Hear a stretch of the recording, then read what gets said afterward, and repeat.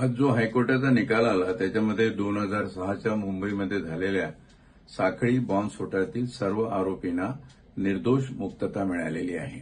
यामध्ये सर्वजण नुसतं पोलीसच गुन्हेगार आहेत म्हणून पोलिसांना दणका, पोलिसांना वाभाडे वगैरे वगैरे हेडिंग्स मी सगळ्या मीडियावरती बघतोय, हे योग्य नाही।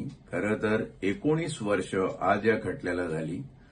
13 ते 14 वर्षापूर्वी आणि 15व्या वर्षी निर्णय आला हा सेशन्स कोर्टामध्ये चालला आणि सेशन्स कोर्टामध्ये कित्येक विटनेस त्याच्यातले होते। ते विटनेस होस्टाईल झाले होते, काहीच विटनेस आणि सर्कमस्टान्शियल एव्हिडन्स परिस्थितीजन्य पुरावा आणि काही टेक्नॉलॉजिकल एव्हिडन्स याच्या माध्यमातून आपण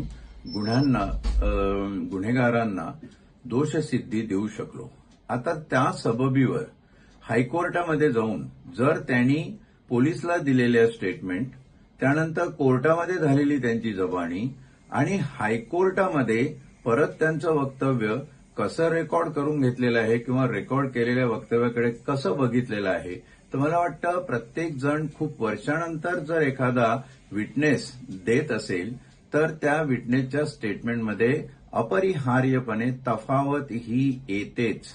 जेव्हा मालेगाव बॉम्बस्फोट एनआयएकडे गेलं तेव्हा पोलिसांनी एटीएसमध्ये जे स्टेटमेंट रेकॉर्ड केलं होतं त्याच्यामध्ये 5 ते 6 वर्षामध्ये बऱ्याचशा तफावती निर्माण झाल्या होत्या। त्या तफावती येतात, हा एक ह्युमन फॅक्टर आहे, एक नॅचरल फॅक्टर आहे। आता त्या तफावतीचा फायदा घेऊन वकिलांनी केलेला युक्तिवाद लक्षात घेऊन जर सन्मान्य हायकोर्टाने त्यांना निर्दोष सोडलं असेल तर पुढे त्याचा सुप्रीम कोर्टामध्ये अपील होऊ शकतं। त्याच्यामध्ये पुराव्याची शहानिशा चांगल्या प्रकारे कोर्टासमोर मांडली जाऊ शकते आणि अशा रीतीनं याच्यामध्ये एक लढाई हारलं म्हणून सगळं हारलं असं होत नाही, पण मूळ कारण लक्षात घ्या।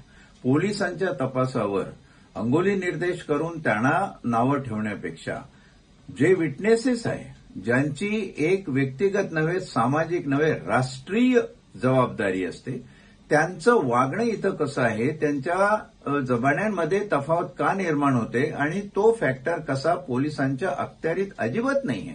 मला मोठं आश्चर्य वाटतं की पोलिसांच्या अखत्यारीत नसलेल्या फॅक्टरला तोच पोलिसांचा तपास आहे ज्याच्यामध्ये सेशन कोर्टाने फाशीची शिक्षा, जन्मठेपेची शिक्षा आरोपींना सुनावलेली आहे आणि आता लगेच पोलिसांचे वाभाडे आणि पोलिसांना दणका वगैरे हे जे शीर्षकं चाललेली आहे ही योग्य नव्हे। पोलीस ही एक संविधानिक यंत्रणा आहे। निकोप काम पोलिसांनी केलेलं आहे। त्या काळचा मी एटीएसमध्ये काम केलेला अधिकारी तुम्हाला सांगतो, निकोप काम पोलिसांनी केलेलं आहे। केवळ पोलिसांनी ते फॉरेन्सिक असो, सर्कमस्टान्शियल असो, डिजिटल असो, सगळ्या एव्हिडन्सची जुळवणी केली आणि म्हणूनच सेशन्स कोर्टामध्ये दोषसिद्धी होऊ शकल्या, हेही लक्षात ठेवण्यासारखं आहे।